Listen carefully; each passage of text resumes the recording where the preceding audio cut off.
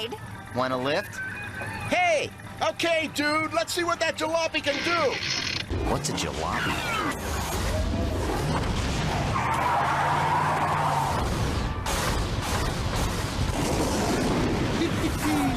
First off the line. Yeah, I'm sure they're feeling pretty silly right now.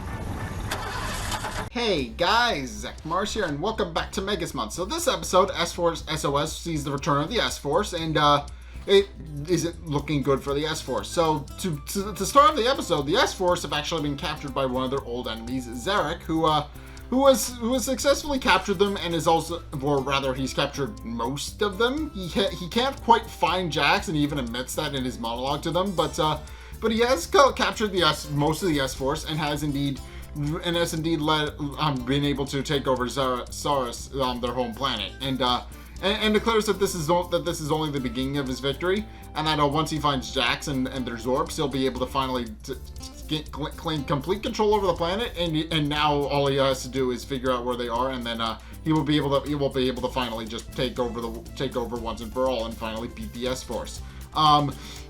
Meanwhile, Jax and Targon are hanging out in a cave, which is presumed to be the place where Jax has actually stashed the Zorps, and we do find out that is indeed later the case. But he stashed them, but Jax has stashed the Zorps in a cave so that Zarek can't find them, and Targon points out that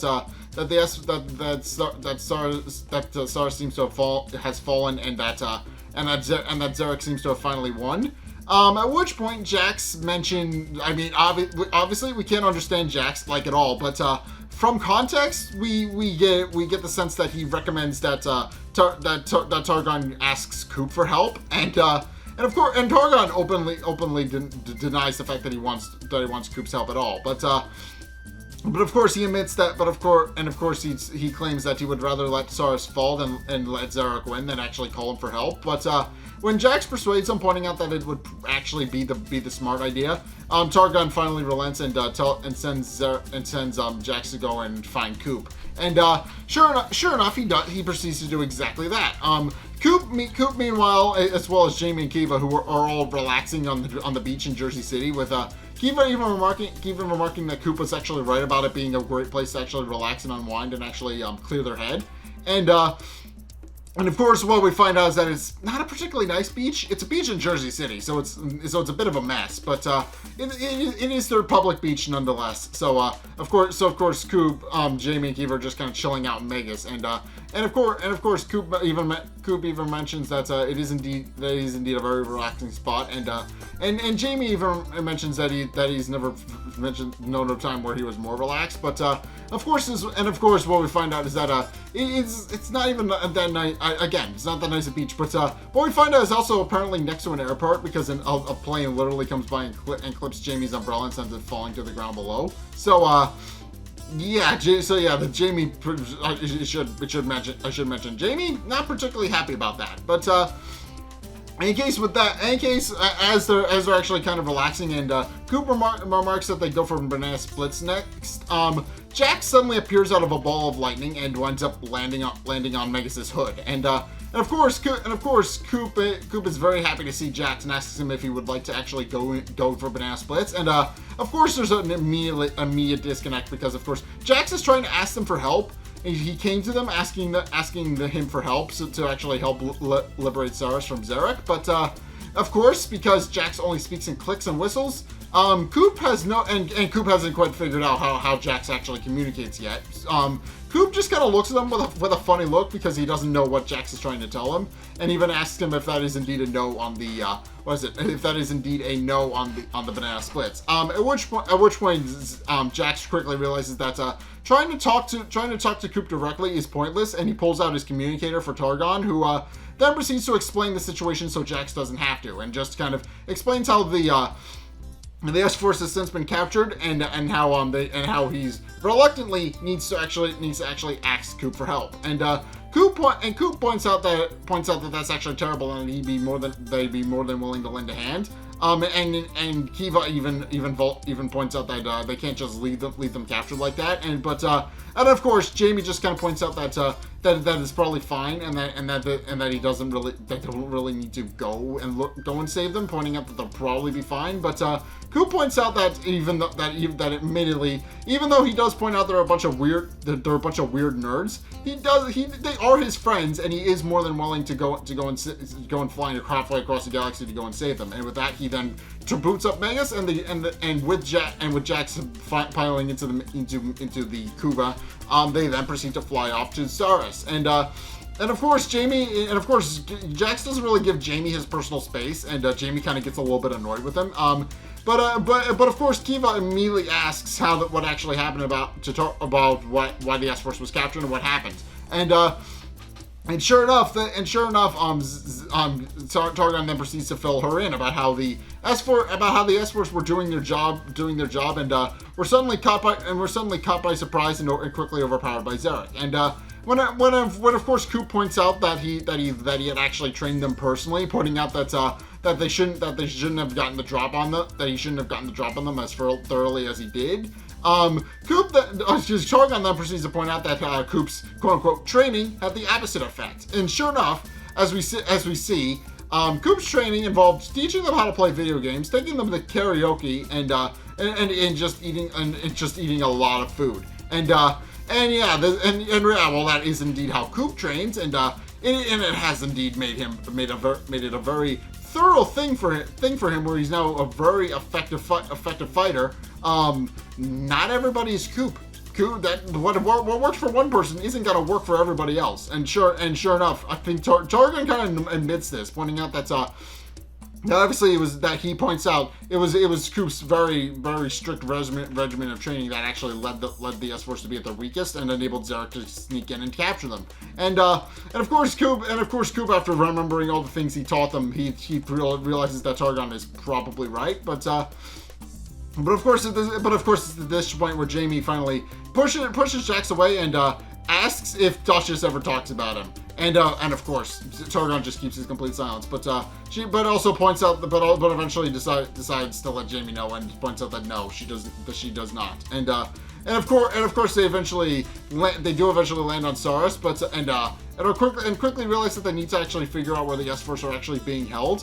At which point Jamie suggests that they go and check out Sarus City, which both Targon and Coop are surprised about, mainly because Targon doesn't know how Jamie knows the name of the city, and Coop even mentions that as well, pointing out that they have never been there before. There's no way that they would actually know where Sarus City is. And at which point Jamie points to a Zeppelin, which is advertising the execution of the S.O.S at Sarus City.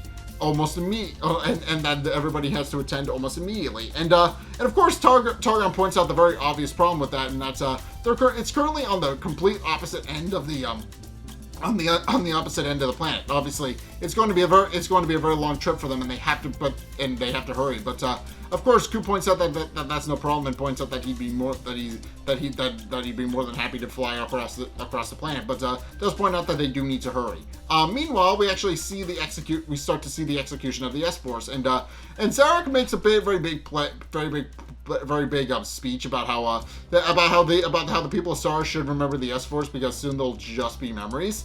And of course, Axel tries to keep morale up. He's the leader. He's trying to keep morale up for the rest of the S.O.S. And sure enough, and of course, he points out that obviously they need to keep their chin up and keep smiling, because they point out that they should never surrender to their inner darkness and that's how evil wins. But of course Zarek points out that they should actually keep smiling, pointing out that what he has planned for them really isn't going to matter all that much in the long run if they keep smiling or not. And then proceeds to open a giant portal that he claims is to the Infinity Zone, and proceeds to point out how the Infinity Zone and how the Infinity Zone actually works, explaining how basically it's like a nexus between the way it's like the crawl space between the various multiverses. And as he explains it, being in there for too long will eventually crush you down to nothing more than an insignificant atom. And then proceeds to once again gloat to each of the S.O.S members about how they how they're never going about how their execution is nigh, and then also takes the opportunity to kind of whisper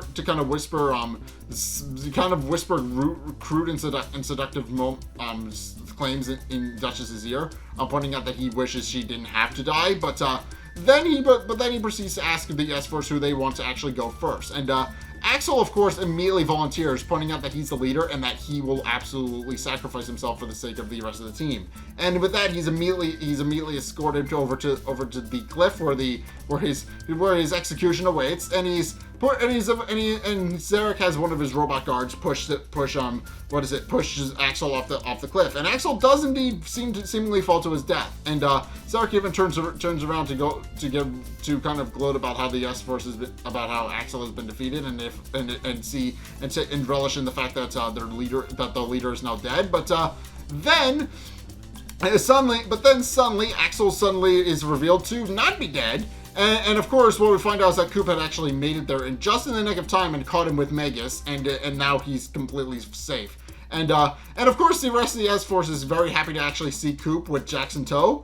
And of course, Zarek has no idea who Coop is, and really no real explanation from the rest of the S-Force really gives him any sort of satisfactory answer. But he then points out that it matters very little, and then proceeds to actually summon several giant robots to actually fight back against Coop, who obviously defeats him rather easily. And of course, the S-Force just kind of, because they don't really have a mech to actually fight alongside him with, they just kind of stop, and Axel tells the rest of the team to actually note and admire Coop's fighting improvisational fighting style. And yeah, I should mention that his fighting style is, I mean, obviously, I do highly recommend watching the episodes, but watching the episodes, his fighting style is very improvisational. Obviously, he plays a lot of wrestling, and a lot of the times he doesn't really know what a button does. So, yeah, his improvisational fighting style is a very good way for putting it. Obviously, Coop doesn't know what half the buttons do, so obviously he just kind of makes stuff up as he goes. And the few buttons he does know, he knows very well, but like the back of his hand. So, yeah, most of the time he just kind of makes up moves on the fly, which of course is very much in Coop's character. He's one of those people who's just like, he'll just like, it's been a recurring thing, but at least every episode or two, he'll just pull a new modification out of his ass that he created off screen, and then use that to fight evil in the episode. And he does it again this episode, so it's kind of fun, but in any case, Zarek is very annoyed that some robotic abomination is beating him, but he's unable to stop Coop from defeating his robot army, and then scooping up the rest of the S-Force into the Kuma. Even though Jamie openly admits that it's a bit of a tight fit, and what we quickly find out is that Jamie immediately tries to flirt with Duchess, who doesn't even remember, who kind of admits that she completely forgot about him, and in a rather annoyed tone, I should mention. And Jamie takes immediate offense to that. But in any case with that, Coop then proceeds to fly off and get them out of there. And Axel tells Coop to actually point them in the direction of their Zorps, and that Targon needs to give him the coordinates. And of course, Targon immediately gives the coordinates about how they're 2 latitude and 2 longitude, and Coop gets his latitude and longitude mixed up, so he has no idea where exactly it is he's supposed to go. And even at one point, even grumbles something about instructions because he couldn't get his directions quite right. And as they're kind of flying, Jamie also points out that Sloan seems to have put on a bit more weight, and Sloan doesn't deny that. He even points out that he did in fact put on a little bit more weight and lets out a bit of a boisterous laugh. And sure enough, but eventually, Coop does return them back to the cave where Jax was implied to have hidden their Zorps earlier, and they immediately climb inside to go get to their Zorps and get ready to follow them up, while Coop tells them that he'll hold off Zarek and his army while they get ready to prepare. And of course, right on cue, Zarek immediately shows up in a giant mech shaped like a cobra, which is kind of cool, and also alludes to the fact that that's also a Science Ninja Team Gatchaman reference. The villain he's based on from Science Ninja Team Gatchaman also had a giant snake mech, and it's very much meant to imply that yes, you're watching a Science Ninja Team Gatchaman reference right now. Of course, we're going to bring in the giant snake mech that the villain used, but In case Coop then proceeds, but in case Zarek arrives, pointing out that he brought them all a gift, and that the gift is a swift and painless death. But Coop then admits that he's actually brought him a gift as well, and declares that it's time to activate Megas' super destructor mode, as he puts it. And which of course Kiva and Jamie have no idea what he's actually talking about, and as we find out, Coop then proceeds to press a button that quite literally is just a fourth wall joke that says, "You heard him, kids, super destructor mode," and then he just summons Megas' full arsenal.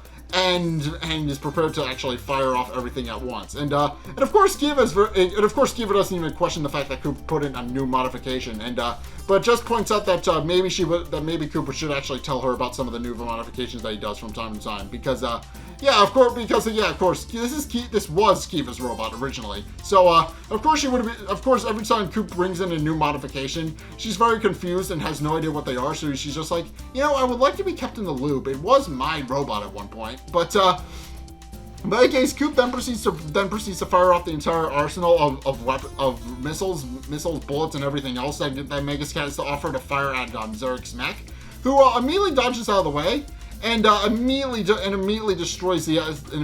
seemingly destroys the S-Force. And of course, Coop, Jamie, and Kiva have an immediately panicked reaction because they quickly realize that, oh no, we've killed the S-Force. Those were our allies. Now what are we going to do? And sure enough, Zarek takes full advantage of this by using his giant mech to actually breathe fire at Coop and actually puts Megas in critical condition. And now declaring that now he can join the S-Force in death, only for the S-Force to suddenly be revealed to actually have survived being blown up. Having not only survived being blown up, but having finished their boot up sequence and have finished putting their robots together. And of course, Zarek is very confused, pointing out that nobody could have survived a blast like that. But of course, mirroring something that Coop said earlier, because he accidentally fell into, I didn't mention this, but he accidentally falls into the Infinity Zone only to suddenly emerge, seemingly out of nowhere because he's Coop. The S-Force just kind of returned that sentiment by pointing out that nobody told them that it would kill them, so therefore they are not dead. And that's just a really funny thing where they remember something from previously in the episode. But in case Coop then is very happy to see that the S-Force are alive, and they also do their hand gesture thing where they bump the fist and do this. But of course Jax is the one who does it because he's the one controlling the robot's hand. But with the Megazorb and Megas now fighting side by side, they then declare that the Coop then goes into a signature trash talk about how they ruined his quality beach charm, tried to enslave the entire planet, and also made him almost destroy the S-Force, which with Kiva adding again, and at which point Coop points out that he's not going to let him destroy the planet anymore, and that he's going to finally take him down once and for all. At which point he and the S-Force go into a tag team, and they quickly make quick work of all of Zarek's robot minions. They having taken a page out of Coop's fighting style, they actually start using improvised fighting techniques as well as what their Zorps are actually capable of as well. And of course, Coop also uses his same fighting style that he always uses. But it is fun that the S-Force, through Coop's influence, have actually started adopting some of his fighting style.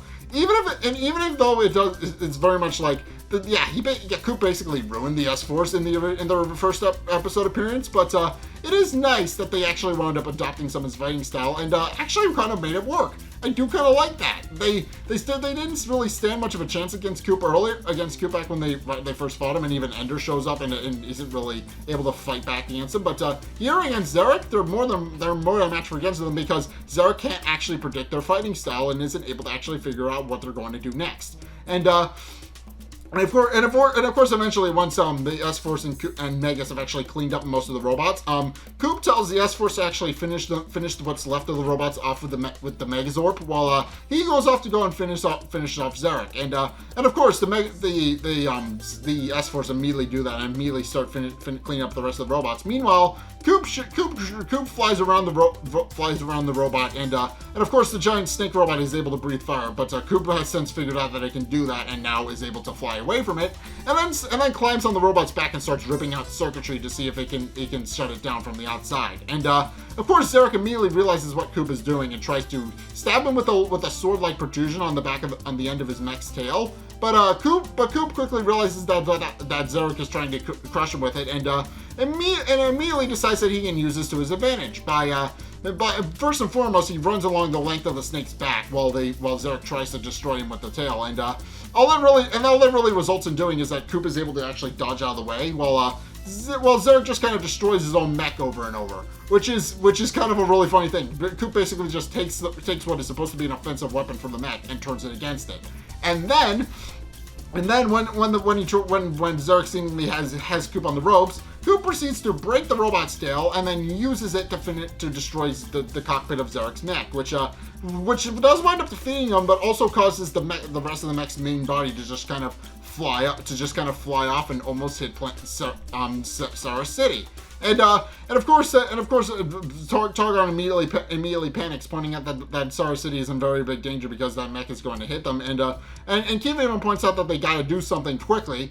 But and of course, the S.O.S, having dealt with all the other robots, then proceed to fly up to the snake's main body and grab it and put it into a bit of a crash landing so that it's somewhere safe, far away from where the rest of the city is. And sure enough, they just pick it up and throw it and winds up being completely fine. And of course, now that Zarek has been dealt with, he has since been arrested, with Axel telling him that he will now be going to prison forever. And of course, Zarek points out that no prison can hold him, and he will eventually be back, and he'll be back to actually declare his revenge against the S.O.S. But of course, the S.O.S point out that they won't be for a very long time, and then they all bump fists and do the little hand thing that Coop and Jamie do.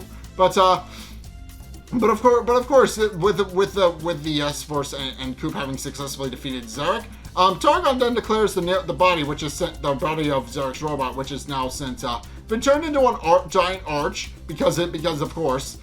He then declares that this will actually that Zarek's old mech will actually serve as a monument to teamwork and the victory of the S.O.S. And Axel adds in the sentiment that that it will also stand as a testament to always trusting friends like Coop. And Coop then proceeds to try and offer up something profound as well, pointing out that he tries to say a friend in need is a friend indeed, but he can't remember the words quite right, and leans against the old robot to actually try and figure out what exactly it is he's trying to say, and in the process winds up knocking it over and winds up destroying Sarus City anyway. So and of course it's just this really funny thing where it's like this big patriotic music where a big patriotic thing where everybody's offering up these profound speeches, and then Coop just destroys the whole thing, and the music just gets louder. It's just the funniest contrast. It's like this huge patriotic solemn moment where it's like this will serve as a monument for the S.O.S, and Coop destroys it in the city immediately. And of course Coop finally realizing what he did and how he accidentally destroyed the city, then declares that he will actually volunteer to actually buy everybody banana splits, and then presumably after cleaning up Sarus City and actually fixing up Sarus so that nothing is destroyed, the Coop, Kiva, Jamie, and the S.O.S, and also Targon to a lesser extent because he's just a little giant flowing head. Coop then proceeds to take his gang as well as the S.O.S out for more karaoke. Which and of course it's just a fun little group shot of them all hanging out and being friends together. And I do kind of like that. Yeah, I do like this episode. So once again, this episode kind of continues the whole theme about how the S.O.S are actually based off of Science Ninja Team Gatchaman by copying one of the more iconic villains. I should mention Zarek is based on a more iconic villain from Science Ninja Team Gatchaman, and I do kind of like that. But either way, I just like how Zarek is. Not only does he have a deep gravitas to his voice, it's